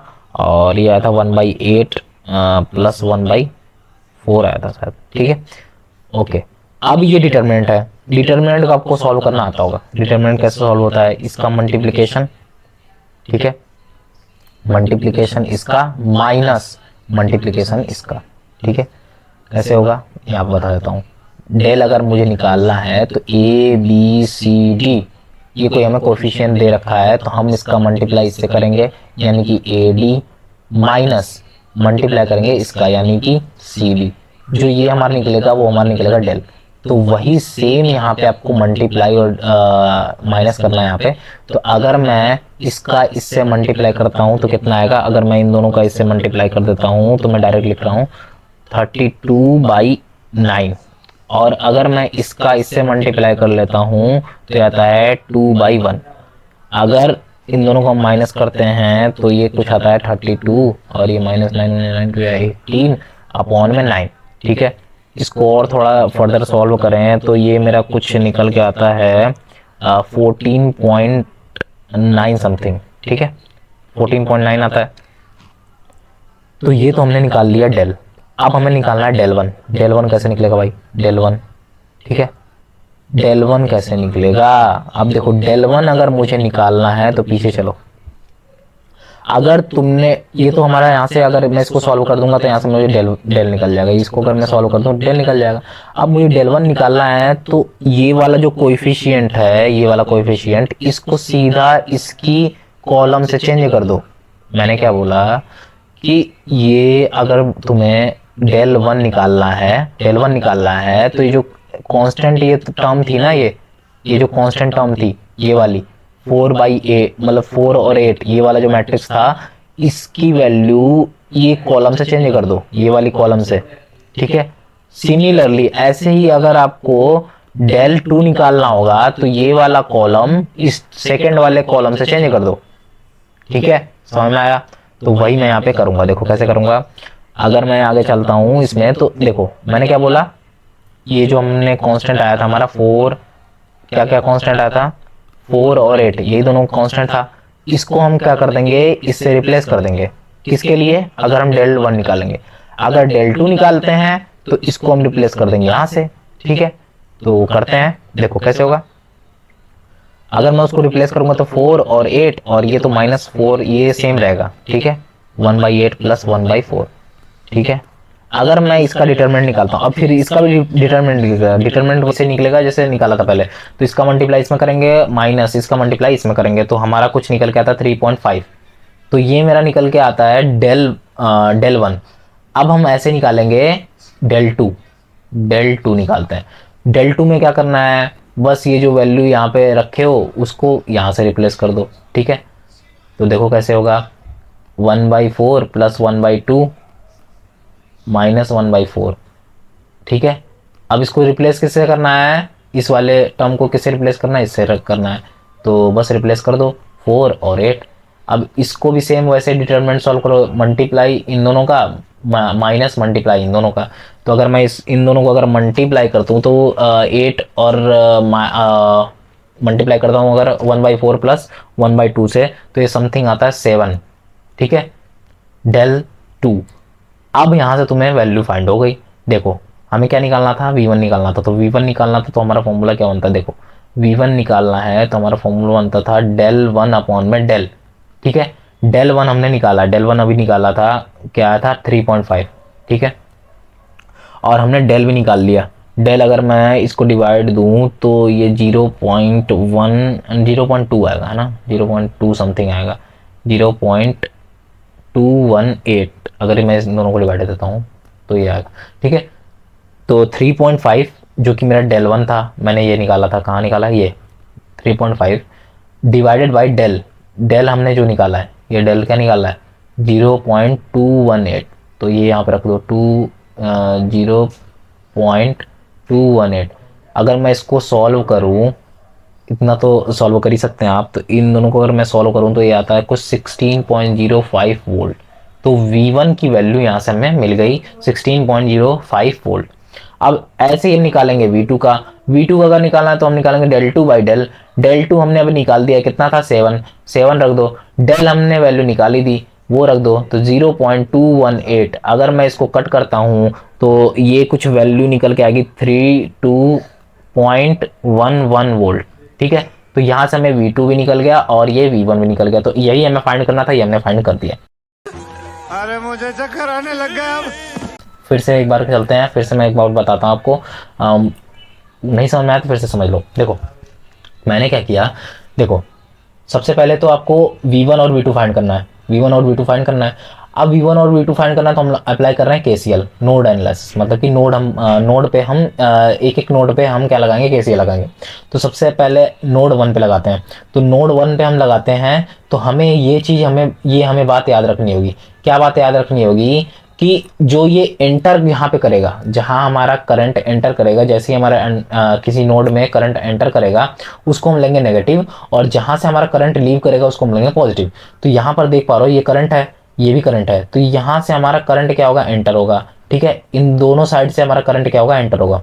तो देख पा रहे हो यहाँ से करंट I1 एंटर किया, नाम दे दिया हमने, आप कुछ भी दे सकते हैं, ABCD कुछ भी दे सकते हैं, IA IB IC ऐसे भी दे सकते हैं। यहाँ से मैंने लिया I1, तो यहाँ से I1 अगर एंटर किया इस नोड पे I1 एंटर किया, और लीव कौन कौन करेगा, I2 यहाँ से लीव करेगा, एक तो इस साइड करंट जाएगा और एक इस साइड करंट जाएगा। सिंपल वैसे समझो ना, यहाँ से मैंने क्या किया, पानी को छोड़ा, यहाँ से पानी छोड़ा तो एक हमारा पानी का पाइपलाइन किचन में जा रहा है, और एक पानी का पाइपलाइन किधर जा रहा है, बाथरूम के साइड जा रहा है। तो वही यहाँ पे लिखा है, I1 हमारा एंटर किया, I2 बाहर गया, यहाँ से भी I3 बाहर गया। सिमिलरली ऐसे ही हम V2 पे लगा रहे हैं। V2 पे हम लगाएंगे तो यहाँ पे मान लो मैंने I4 ये इसको ले लिया, तो यहाँ से हमारा I5 बाहर गया, यहाँ से तो I2 हमारा आ ही रहा है। ठीक है, अब यहाँ पे आता है साइन कन्वेंशन। साइन कन्वेंशन को मैंने बता दिया आपको ट्रिक, जो एंटर करेगा उसको लेंगे नेगेटिव, जो लीव करेगा उसको लेंगे पॉजिटिव। तो एंटर कौन कौन यहाँ पे कर रहा है, इस नोड की अगर मैं बात करूँ तो एंटर कौन कौन कर रहा है, I1 एंटर कर रहा है, तो negative of I1 plus I2 plus I3 यहाँ पे इक्वल टू हम करेंगे 0, क्योंकि नोड पे हमेशा वैल्यू क्या होती है, 0 होती है। अब इसको हम V/R की फॉर्म में चेंज कर देंगे, क्योंकि हमें V की वैल्यू फाइंड करनी है।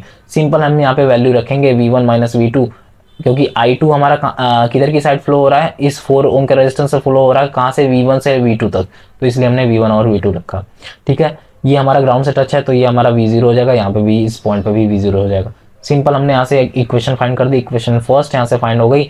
अब सेम ऐसे ही हम लगाएंगे नोड 2 पे, इस नोड पे लगाएंगे, इस नोड पे लगाएंगे तो हमारा इक्वेशन फाइंड होगी, तो ये हमारा आ गया सेकंड इक्वेशन।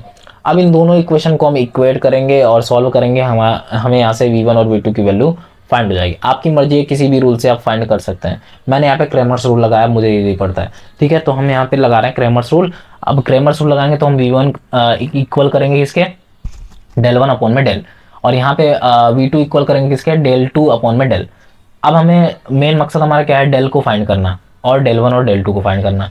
तो अगर मुझे इस क्रेमर्स रूल को लगाना है तो सबसे पहले इसको स्टैंडर्ड फॉर्म में चेंज करना होगा। ये हमारा होता है स्टैंडर्ड फॉर्म।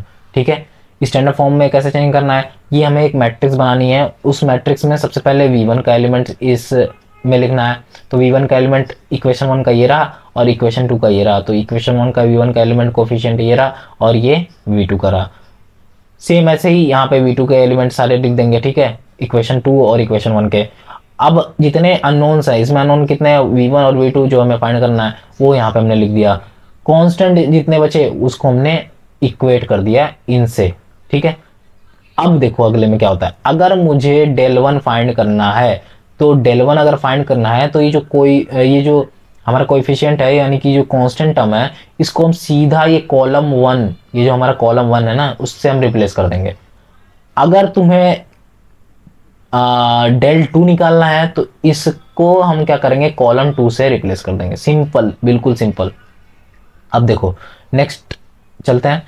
देखो नेक्स्ट में हमने क्या किया, बस हमें डेल पहले फाइंड किया, तो डेल फाइंड करना है तो हमें डिटरमिनेंट इसको निकालना है। डिटरमिनेंट आपको निकालना आता होगा, मैंने बता दिया आपको जनरल में, ए बी सी डी अगर ऐसा कुछ दिया है तो हम इसका इसमें मल्टीप्लाई करते हैं, इसका इसमें मल्टीप्लाई करते हैं, यानी कि ए डी माइनस क्या कर देंगे सी बी, ऐसे करते हैं, या फिर बी सी कर सकते हैं, ठीक है। तो हम यहाँ पे ऐसे मल्टीप्लाई भी कर सकते हैं, ठीक है। तो यहाँ पे हमने ऐसे मल्टीप्लाई किया तो यहाँ से हमें कुछ वैल्यू निकल कर आती है 0.218, ठीक है, ये वैल्यू हमें निकल कर आती है। अब सेम वैसे हम निकालेंगे क्या, डेल वन निकालेंगे, तो हम इसको क्या कर देंगे, कोफिशिएंट को इससे रिप्लेस कर देंगे कॉलम वन से, तो इससे मैंने इसको रिप्लेस कर दिया और यहाँ से वैल्यू हमें निकल कर आती है 3.5। सेम वही डिटरमिनेंट का मल्टीप्लाई करना है जैसे हमने बताया था अभी जनरल फॉर्म में। अब यहाँ पे हम डेल टू निकालेंगे तो इसको रिप्लेस कर देंगे इससे, ठीक है। तो वही हमने यहाँ पे रिप्लेस कर दिया इसको, देखो यहाँ पे देख पा रहे हो, तो यहाँ से वैल्यू निकल के आती है 7। सारी वैल्यू हम पुट करेंगे तो हमारा वैल्यू आ जाएगी, ये देखो सारी वैल्यू हमने पुट की तो यहाँ से वैल्यू आएगी। तो ये हमारा केवीएल का एक क्वेश्चन कंप्लीट होता है। हमें करंट फाइंड करना है, ठीक है। अब देखो कैसे फाइंड होगा, I2 में करंट कैसे फाइंड करेंगे, तो केवीएल लगाएंगे, ठीक है। केवीएल लगाएंगे तो हमें केवीएल में पता है कि लूप लगाते हैं, तो ये सपोज मैं बना रहा हूँ लूप, आप कैसे भी बना सकते हो लूप, डिफरेंट आंसर आ सकता है, ठीक है। तो आप कैसे भी लूप बना सकते हो। ये सपोज मेरा I1 है और सेम डायरेक्शन में मैं लूप ले रहा हूँ, ये मेरा हो गया I2 और एक और डायरेक्शन में ले लेता हूँ ये I3। तो ये मेरा हो गया I1 है, इसमें इस लूप में पूरा I1 फ्लो कर रहा है, इसमें I2 फ्लो कर रहा है और इसमें I3 फ्लो कर रहा है। ये लूप लॉ है या फिर KVL है, इसलिए हम यहाँ पे लूप लगाते हैं। अच्छा, ये तुम्हें नोट करने वाला चीज़ है, यहाँ पे जिधर से करंट एंटर करेगा वही साइन लेंगे। मतलब कि मान लो ऐसे अगर मैं घूमूँ, अगर मैं ऐसे घूम रहा हूँ क्लॉकवाइज अगर जा रहा हूँ, तो यहाँ पे देख पा रहे हो ये जो इसका साइन है ना तीर का, वो इधर नेगेटिव में एंटर कर रहा है। ये देखो नेगेटिव में एंटर कर रहा है, यहाँ पे नेगेटिव में एंटर कर रहा है ना। सेम इधर भी देखो, अगर मैं इसको ऐसे घुमा के ले जाऊं तो यहाँ पे नहीं, इधर देखो, इस वाले में देखो, इस वाले में देख पा रहे हो कि ऐसे घूम करके, ठीक है, अगर मैं ऐसे घूम करके इधर जाऊं तो ये देखो पॉजिटिव से एंटर कर रहा है ना। अगर मैं क्लॉकवाइज चलूँ तो ये देखो पॉजिटिव से एंटर करेगा, ये हमेशा पॉजिटिव से एंटर करेगा, ये ऐसे घूम के जाएगा ना तो पॉजिटिव से ही एंटर करेगा, ठीक है। अब ये किससे एंटर कर रहा है, नेगेटिव, तो जिधर से भी एंटर करेगा वही हम साइन लेंगे। तो यहाँ पर हम क्या लिखेंगे, अप्लाई, यहाँ पे लिखो अप्लाई केवीएल इन लूप 1। ये हमारा सपोज लूप 1 है, लूप 2 है और ये लूप 3 है। तो सबसे पहले हम लूप 1 में लगाते हैं। तो लूप 1 में अगर मैं देखूँ तो यहाँ पर ये क्या कर रहा है, नेगेटिव साइन आ रहा है ना, देखो एंटर कर रहा है नेगेटिव साइड, नेगेटिव से एंटर कर रहा है, ये I1 नेगेटिव से एंटर कर रहा है, तो हम लिखेंगे -10, ठीक है, प्लस। अब देखो ये नेगेटिव से एंटर कर रहा है और ये 2 में जा रहा है, करंट कहाँ जाएगा, 2 में, ऐसे से फ्लो होगा ना, ऐसे करंट फ्लो होगा, तो ये 2 में एंटर कर रहा है, तो हम लिखेंगे 2 और कितना इसमें फ्लो हो रहा है, क्या फ्लो हो रहा है, I1 फ्लो हो रहा है, इसमें I1 ही फ्लो हो रहा है ना, पूरे सर्किट में यहाँ पे I1 ही फ्लो हो रहा है, तो हम लिखेंगे 2I1, ठीक है। अब यहाँ पे जाओ, यहाँ पे आ गया नोड। अब ये जैसे ही नोड आया, यहाँ से देख पा रहे हो, यहाँ से तो मेरा जा रहा है I1, ये देख पा रहे हो, ये ऐसे घूम के जाएगा, तो यहाँ से तो मेरा जा रहा है I1 और इधर से देखूँ तो इधर से जा रहा है I2, ये देखो इधर से जाएगा I2, ठीक है। तो इधर से आ रहा है मेरा I1, इधर से जा रहा है I2, तो हम कैसे इसको लिखेंगे, प्लस इस 2 रेजिस्टेंस के अलॉन्ग क्या आ रहा है, अब देखो दोनों सेम डायरेक्शन में है, ठीक है, तो हम क्या लिखेंगे I1 प्लस I2, प्लस कर देंगे, अगर सेम डायरेक्शन में तो प्लस कर देंगे, नहीं माइनस करेंगे, सॉरी, अगर सेम डायरेक्शन में है ये मतलब ये भी इधर ही आ रहा है और ये भी इधर ही आ रहा है, तो हम माइनस करेंगे I1 माइनस I2 करेंगे, ठीक है, इक्वल्स टू कर देंगे 0, ठीक है। ये इक्वेशन समझ में आई कैसे लिखे हैं? देखो मैंने क्या बोला, जिधर से करंट एंटर करे वही साइन लेना। तो इधर से हमें पता है ये करंट यहाँ पे एंटर किया नेगेटिव से, तो हमने ले लिया नेगेटिव का 10, ठीक है, यहाँ तक समझ में आया। अब देखो ये करंट इधर से फ्लो होता हुआ जाएगा, इधर से फ्लो होता जाएगा 2 में जाएगा, तो हम लिखेंगे 2, और कौन सा करंट फ्लो हो रहा है I1, तो 2I1। अब ये नोड आ गया, जैसे ही नोड आया तो यहाँ से हमारा करंट होगा डिवाइड, यहाँ पे तो आ गया हमारा I1, और ये I2 भी तो इसके अलॉन्ग फ्लो हो रहा है, इस पूरे सर्किट के अलॉन्ग, ये वाले के सर्किट के अलॉन्ग भी तो फ्लो हो रहा है, तो हम यहाँ पे लिखेंगे I2। अब देखो दोनों सेम डायरेक्शन में होंगे तो हम लेंगे नेगेटिव, अगर ये अपोजिट डायरेक्शन में होते तो हम लेंगे पॉजिटिव। तो ये देखो I1 माइनस I2 ये इक्वल कर देंगे किसके, 0 के। अब सीधा वैल्यू इसमें पुट करो, तो देखो यहाँ पे आ गया माइनस का 10 प्लस, अच्छे से लिखता हूँ इसको मैं, माइनस का 10 प्लस यहाँ पर हम देख पा रहे हैं 2I1, और इसको थोड़ा ओपन कर दो, इसके साथ मल्टीप्लाई करो, एक बार इसके साथ मल्टीप्लाई करो, तो क्या आएगा 2I1 minus 2I2 equals to 0। अब यहाँ से जो कॉमन हो सकता है उसको कॉमन ले लो, तो यहाँ से मैं देख पा रहा हूँ यहाँ से I1 कॉमन आ सकता है, तो यहाँ से मैंने ले लिया I1, नहीं I1 तो यहाँ से तो ये कैंसिल हो जाएगा, नहीं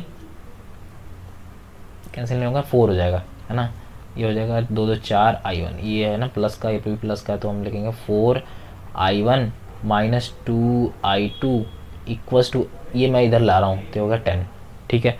तो इसको मैं ले लेता हूँ इक्वेशन फर्स्ट। अच्छा, अब ऐसे ही मैं लूप 2 लगाऊंगा, लूप 2 में लगाओ, लूप 2 में यहाँ पे लगाते हैं, एक सेकेंड मैं इसका लाइन ड्रॉ कर लेता हूँ एक बार, ये लिए मैंने लाइन ड्रॉ कर दिया। अब देखो लूप 2 में लगाओ, अब लूप 2 में देखो यहाँ पे इस लूप 2 में देखो, यहाँ से हम एंटर कर रहे हैं इस 2 में और फिर यहाँ से एग्जिट मार रहे हैं, तो यहाँ पे देखो 6, यहाँ पे सारे किस में आएंगे, लगभग प्लस में आएंगे। देखो कैसे, अगर मैं अप्लाई करता हूँ, apply KVL in loop 2, KVL लगाओ लूप 2 में, लूप 2 में KVL लगाया मैंने, तो यहाँ पे देख पा रहे हो कि पहले तो ये अगर मैं लूप 2 में लगाऊं तो ये देखो यहाँ पे इसका तो सेम रहेगा जो ये रहा, तो सीधा ये लिख दो, सेम ही होगा ना, क्योंकि I1 यहाँ से एंटर कर रहा है, यहाँ से I2 एंटर कर रहा है, तो हम इसका तो सेम लिखेंगे, यानी कि 2I1 माइनस I2, यहाँ पे I2 माइनस I1 होगा क्योंकि 2 एंटर कर रहा है, तो I2 माइनस I1। अच्छा, अब ये I2 इधर भी जा रहा है 3 में, तो हम प्लस 3I2। अब देखो ये घूम करके अगर मैं यहाँ पे देखूँ, I3 है ना, ये नहीं I2। अब देखो ये पूरा अगर घूमे, अगर इधर ऐसे घूमे तो यहाँ पे तो आ गया मेरा I2, और ऐसे घूमेगा तो यहाँ पे आ गया मेरा I2, तो इधर भी मेरा क्या आएगा, I2 आएगा, है ना, यही मैं बोलना चाह रहा हूँ कि इधर भी मेरा क्या आ जाएगा, I2 आ जाएगा। ऐसे घूमा है इसने तो यहाँ पे भी आ गया I2। अब देखो ये इधर एंटर कर रहा है I3, है ना, इधर एंटर करेगा I3, तो यहाँ पे हम लिखेंगे क्या, माइनस का साइन, तो हम क्या लिखेंगे, यहाँ पे तो होगा I3, यहाँ पे हम लिखेंगे 1, यहाँ पे तो 1 है ना इनके बीच में, तो लिखेंगे 1, और क्या लिखेंगे I2 माइनस I3, ठीक है, इक्वल्स टू में 0। अब सिंपल इसको भी ओपन कर दो, इसको अगर ओपन करें हम तो 2I2 minus 2I1 plus 3I3 plus I2 minus I3 equals to 0। यहाँ से जो कॉमन ले सकते हैं, जो ऐड कर सकते हैं वो लिख देते हैं, तो यहाँ से हम देख पा रहे हैं ये हमारी आंसर अगर मैं 6I2 और minus 2I1 minus I3 equals to 0, तो ये मेरा आ गया इक्वेशन सेकंड। अब सिंपली ऐसे ही हम लगाएंगे लूप थर्ड में, लूप थर्ड। अब लूप थर्ड में लगाओ, इस लूप थर्ड में अगर मैं लगाऊं यहाँ पे, तो ये तो सिमिलर जो हमारे 1 में के अलॉन्ग चल रहा था वो ही हम लिखेंगे, तो 1I3 माइनस I2, है ना, जो कि हमने यहाँ पे लिखा था I3 एंटर कर रहा है और I2 भी एंटर कर रहा है इस 1 के अलॉन्ग, तो वही लिखा हमने I3 माइनस I2। अब देखो ये I3 जाएगा ये 1 में, तो हम लिखेंगे प्लस I3, क्योंकि I1 लिखने की ज़रूरत नहीं है ना। अब देखो ये सीधा एंटर करेगा पॉजिटिव में, अब पॉजिटिव एंटर करेगा तो हम लेंगे positive sign 6 volt equals to 0। समझ में आया? अब ये 6 उधर जाएगा तो हमारा किस में आ जाएगा, नेगेटिव में।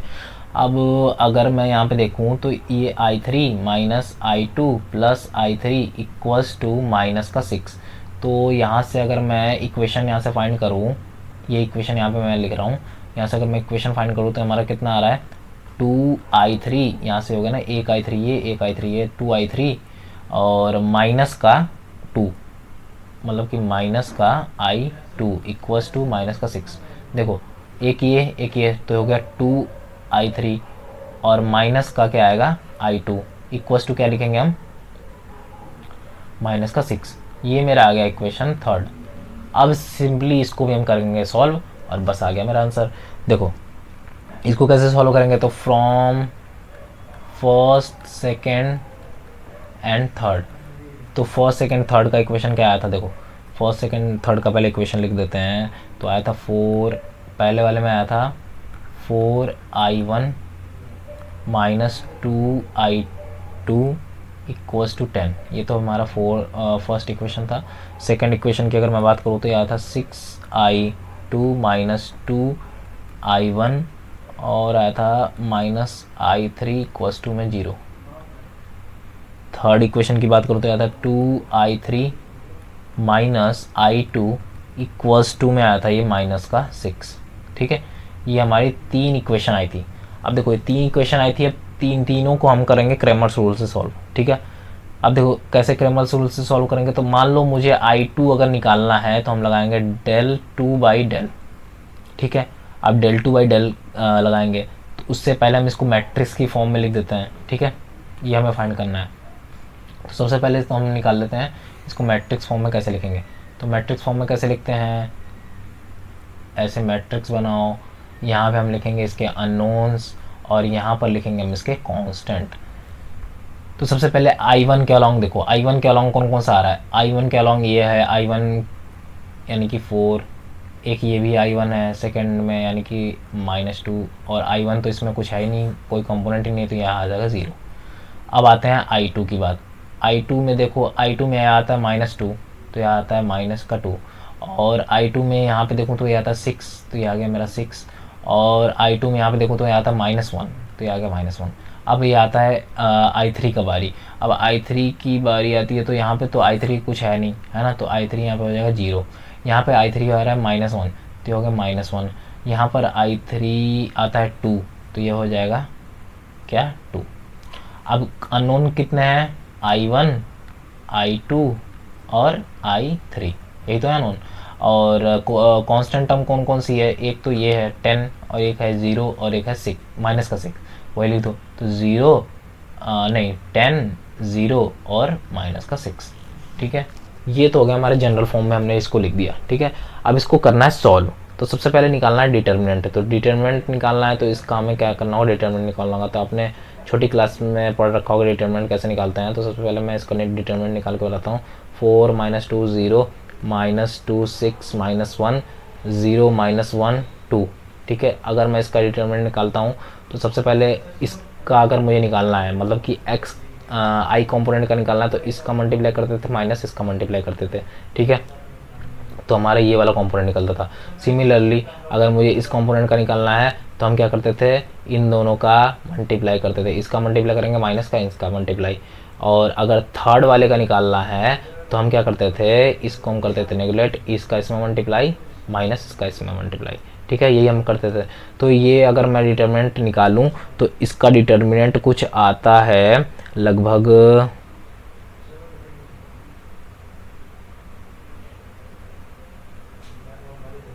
ओके मैं निकाल ही देता हूँ। ठीक है, तो अगर मैं 4 यहाँ पे लेता हूँ तो डिटर्मिनेंट इसका निकालता हूँ तो ये मल्टीप्लाई इसका करेंगे 6 में 6 12 माइनस माइनस हो जाएगा प्लस तो माइनस का 1। ठीक है, माइनस, अब देखो साइन माइनस आता है यहाँ पे, इसमें होता है प्लस, ये होता है माइनस, ये होता है प्लस। तो यहाँ पे अगर मैं साइन लूँ तो यहाँ पे आएगा माइनस। ठीक है, अब देखो साइन यहाँ पे आएगा माइनस मल्टीप्लाई माइनस का 2 और देखो अब इसका इसमें मल्टीप्लाई होगा यानी कि 2 2 या 4 यानी कि माइनस का 4 माइनस माइनस माइनस प्लस यानी कि ये हो जाएगा 0 0 मल्टीप्लाई 0 प्लस अब हम करेंगे 0 का, तो 0 का अगर मल्टीप्लाई होगा किसी के भी साथ तो हम ऐसा क्या आएगा 0 ही आएगा। ठीक है, तो यहाँ से हम देख पा रहे हैं डिटरमिनेंट कितना आएगा, तो 4 × 11 माइनस, अब देखो ये तो इसके साथ अगर मल्टीप्लाई होगा तो ये तो ज़ीरो हो जाएगा, तो ये ज़ीरो हो गया तो ये भी पूरा ज़ीरो हो गया, तो हमारा ये निकल के कुछ आता है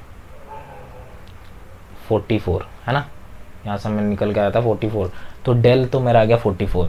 अब हम निकालेंगे डेल टू, क्योंकि हमें I2 अगर फाइन करना है, अगर मुझे I2 फाइन करना है तो हमें डेल टू निकालना होगा। डेल टू निकालना है तो हमें क्या करना होगा, इस पूरे कांस्टेंट टर्म को सेकंड वाले कॉलम से रिप्लेस करना होगा। तो इसकी जगह हम क्या लिख देंगे 10 0 -6, तो लिख दो यहाँ पे मैंने लिख दिया 4 2 0, ठीक है। और यहाँ पे लिखेंगे 10 0 -6, मैंने रिप्लेस कर दिया, और ये 0 -1 और 2, ठीक है, ये लिख दिया। अब इसका निकालो, इसका डिटरमिनेंट निकालो। तो इसका डिटरमिनेंट निकालते हैं तो 4 का सबसे पहले इसका मल्टीप्लाई करेंगे, तो ये मल्टीप्लाई इससे होगा, ये मल्टीप्लाई इससे होगा, तो हम देख पा रहे हैं ये आ गया 2 0 0 माइनस इसका मल्टीप्लाई अगर मैं इससे करूं तो ये आ जाएगा माइनस का कुछ 6 आ जाएगा। तो अगर मैं इन सब का मल्टीप्लाई कर देता हूं, ठीक है, तो ये कोई वैल्यू आएगी और ये वैल्यू आएगी। अब इन दोनों वैल्यू को अगर मैं रख देता हूँ इसमें और डिवाइड करता हूँ तो कितना वैल्यू आता है मैं डायरेक्ट आपको बता देता हूँ, तो आप करके देख लेना 0.444 एम्पियर, ये हमारी वैल्यू निकल के आती है। ये हमारा निकलेगा I2। अब ऐसे ही आप निकालेंगे I3 में बस क्या करना, डेल की वैल्यू हमने यहाँ पे निकाली थी। अब डेल की वैल्यू निकाल दी तो यहाँ पे 3 की वैल्यू, अगर 3 की निकालना है तो हम 3 से इसको रिप्लेस कर देंगे, इसको यहाँ पे लेते आएंगे, और 1 की निकालना है तो इसको हम इधर लेते आएंगे, ठीक है, बस और कुछ नहीं करना है। तो इस तरीके से आप KVL और KCL के भी क्वेश्चन सॉल्व कर सकते हैं। बहुत लंबी वीडियो हो जाएगी, इसलिए हम जो थ्योरम होंगे superposition, maximum power, Thevenin, Norton, वो सारे हम अगले ट्यूटोरियल में करेंगे। आज के लिए बस इतना ही। थैंक यू, कीप वॉचिंग, और प्लीज़ चैनल को सब्सक्राइब कीजिएगा, अपने दोस्तों के साथ शेयर कीजिएगा। नोट्स डाउनलोड कर सकते हैं आप, डिस्क्रिप्शन में लिंक होगा।